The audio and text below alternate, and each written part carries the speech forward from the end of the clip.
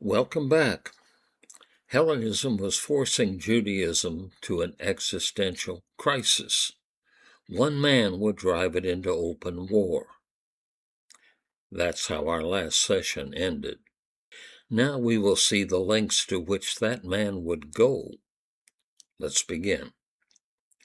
The largest by far of the four kingdoms that arose after Alexander's death was the Seleucid or Syrian kingdom, and its coherence was fraying. Sheer size was a part of it, from the Aegean Sea to the Indus River, some 2,500 miles, and that vast area was home to many different ethnic groups, speaking different languages, observing different customs. Alexander's vision had been to unite all these, but his successors lacked his charisma and his profound commitment to that vision. That is, until Antiochus IV.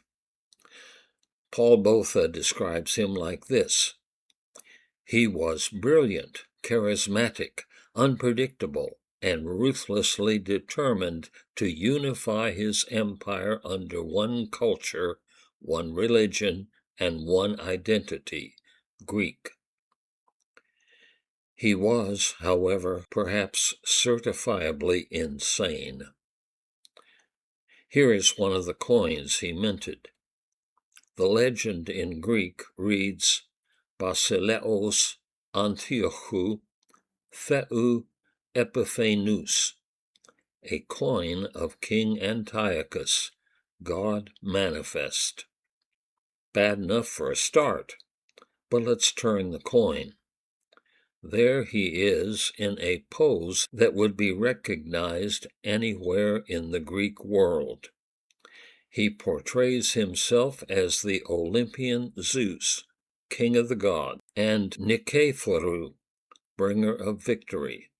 Here's that colossal statue, one of the 7 wonders of the ancient world, done in gold and ivory.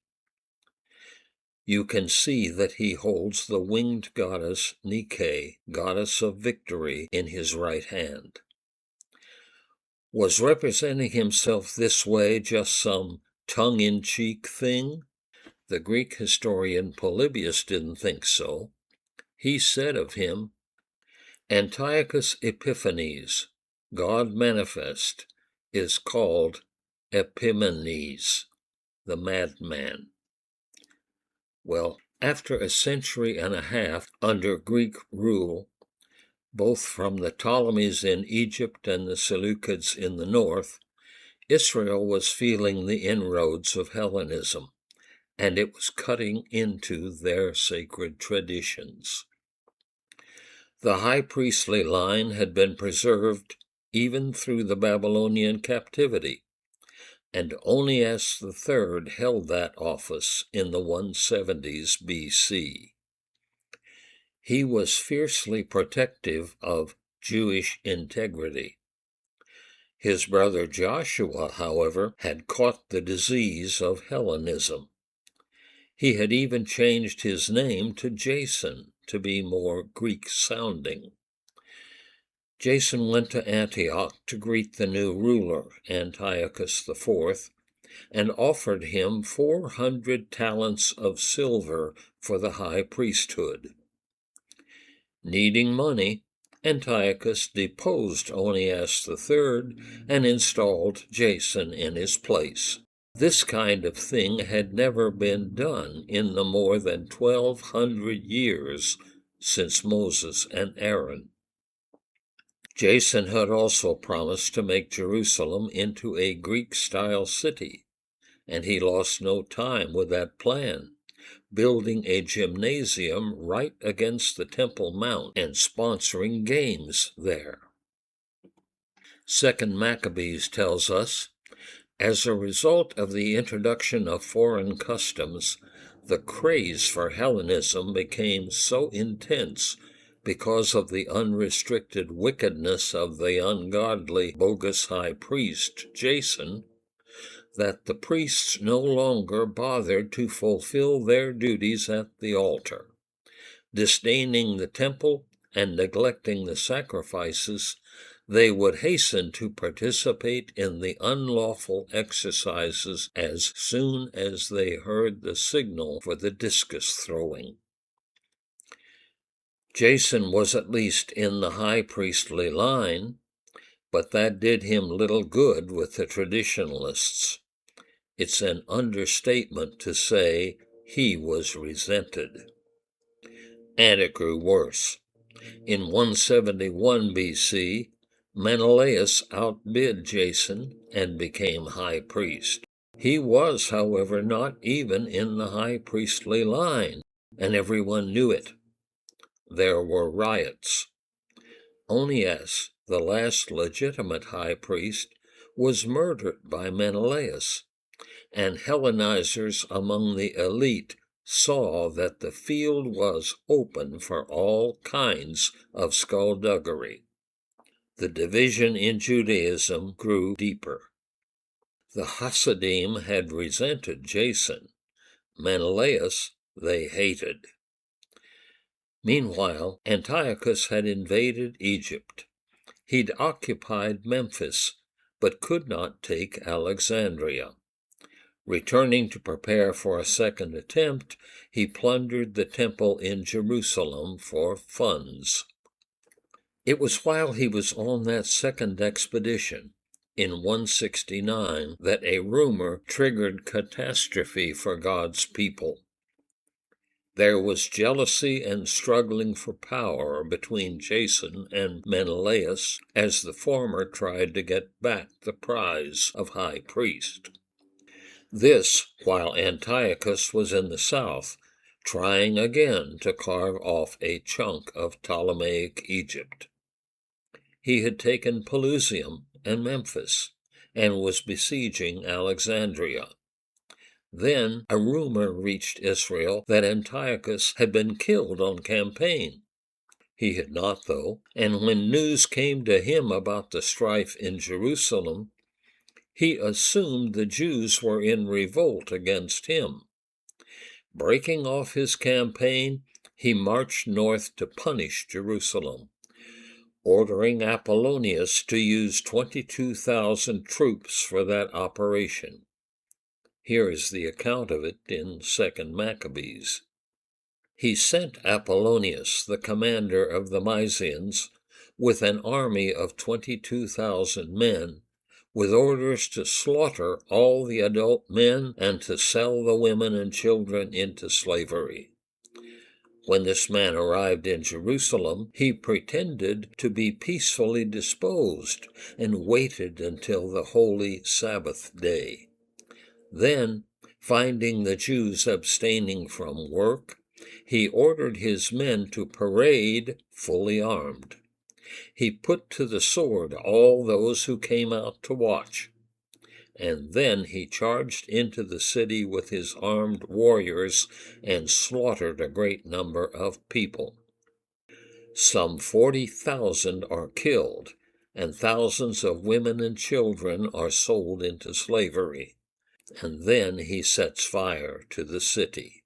To provide a permanent garrison, he builds the so-called Acra, a fortress overlooking the temple area. 168 BC brought another campaigning season and a third try for Antigonus to subdue Egypt. Sending a fleet to occupy Cyprus, which Egypt had controlled, he marches south again. This time, however, he reaches only as far as Eleusis. There he is met by an envoy from Rome, Gaius Popilius Linus, who represents Rome's growing interest in the eastern Mediterranean. Cyprus, with its vigorous sea trade, and Egypt, with its abundance of wheat, were not to fall into Seleucid hands. Linus produces a parchment. The Senate and the people of Rome demand that you withdraw immediately. Antigonus says he will need time to consult with his advisors, but the envoy just takes his staff, draws a line around the king, and states, "I will have your answer before you step out of this circle." Linus has no troops with him, but he doesn't need them. Antigonus caves and, utterly humiliated, withdraws his army. And since Israel is on his way north, unprecedented disaster awaits its people. With a permanent garrison in the fortress of the Acra, Antigonus can exact whatever fury he feels on Jerusalem, and what he intends is no less than the utter obliteration of the Jewish faith. He issues a series of decrees. Male children are not to be circumcised. Observance of the Sabbath is now forbidden. Possession of a copy of the Torah is a crime. Anyone caught observing the laws of kosher may be prosecuted. The traditional sacrificial rituals instituted by God through Moses must cease. There will be no more observance of Pentecost, Passover, or Sukkot. And there are corresponding demands. Worship of the Greek gods will be required of all Jews. Jewish festivals are to be replaced by Greek ones, such as Bacchanalia and Saturnalia.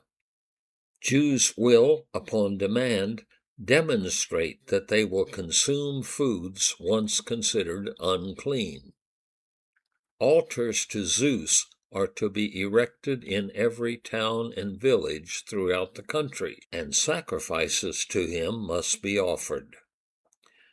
To the end they might forget the law and change all the ordinances. And whosoever would not do according to the commandment of the king, he said, he should die. The Jewish faith must be ended and forgotten. It is a spiritual genocide, and the worst is yet to come. Some 400 years before, the prophet Daniel had foretold the coming of this time. He had written of Antiochus IV, "Forces from him shall appear and profane the temple and fortress, and shall take away the regular burnt offering, and they shall set up the abomination that makes desolate." Now it was coming to pass. Antigonus focused his fury on the heart of Judaism and set about the systematic desecration of the temple itself. He had an altar to the Olympian Zeus, with whom he personally identified, built atop the temple's altar of sacrifice. A herd of swine were driven into the sacred precinct, and his soldiers sacrificed one of them on the altar.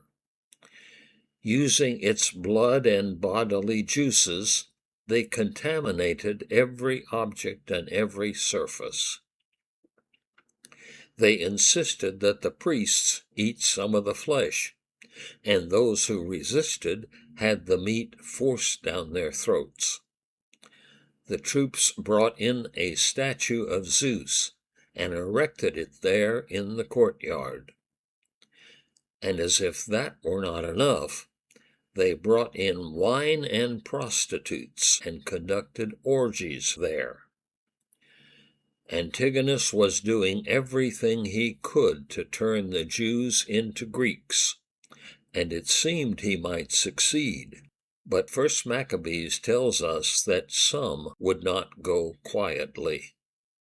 Howbeit many in Israel were fully resolved and confirmed in themselves not to eat anything unclean. Wherefore they chose rather to die, that they might not be defiled with meats, and that they might not profane the holy covenant. They would, however, find that the price for such refusal was lethally high. With the decrees we have just seen in force, persecution would certainly be widespread, but some would find that there were ways to avoid it. Proof that one had already attempted to reverse his circumcision would be one, and of course there were Hellenizers who had done just that. Other Hellenizers, especially among the elite, managed a combination of compliance and bribery to stay off the torturers' lists.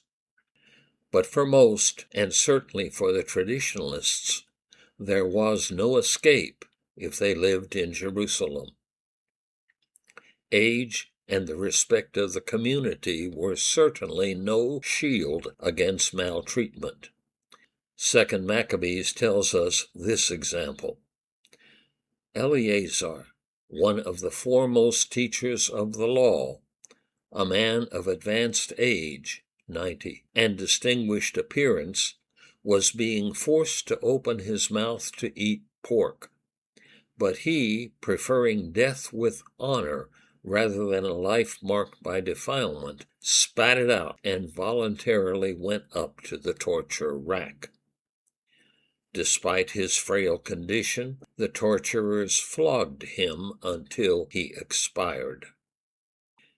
We might hope that women, and especially those with children, might receive some consideration, but it was not to be.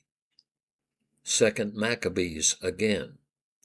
For example, 2 women were brought to trial, charged with having circumcised their children. They were publicly paraded around the city with their dead babies hanging at their breasts, and then hurled headlong from the city wall. Sabbath keepers proved to be an easy target for the soldiers. Others who had assembled in some nearby caves to observe the Sabbath secretly were betrayed to Philip, and all were burned to death together, since their piety kept them from defending themselves in their respect for the holiness of the day. For those who have read chapter 11 of Hebrews, these events will seem all too familiar. Recall what the author said about the great heroes of the faith. Some were tortured, refusing to accept release, so that they might rise again to a better life. Others suffered mocking and flogging, and even chains and imprisonment. They were stoned, they were sawn in two, they were killed with the sword. They went about in skins of sheep and goats, destitute, afflicted, mistreated, of whom the world was not worthy, wandering about in deserts and mountains and in dens and caves of the earth. Some were tortured, he says, refusing to accept release, so that they might rise again to a better life. Hold that thought while we continue. The record tells us of one event almost too horrible to hear. A mother was arrested along with her 7 sons. It happened also that 7 brothers and their mother were arrested and were being compelled by the king under torture with whips and cords to partake of unlawful swine's flesh. One of them, acting as their spokesman, said, "What do you intend to ask and learn from us? For we are ready to die rather than transgress the laws of our fathers."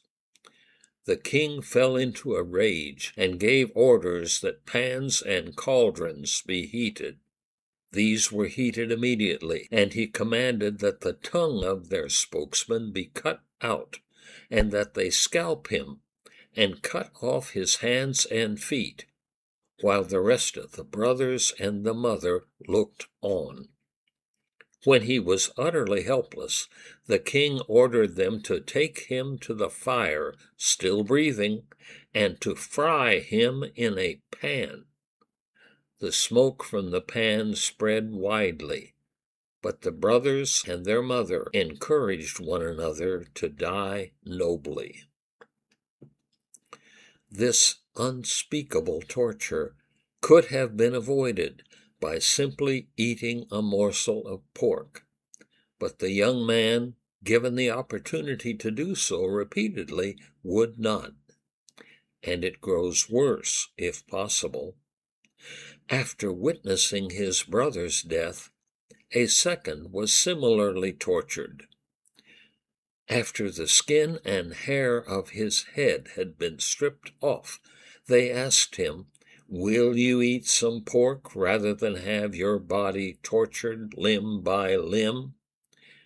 Replying in the language of his ancestors, he said to them, "Never." They continued the torture, but this man still had the use of his tongue to defy the king.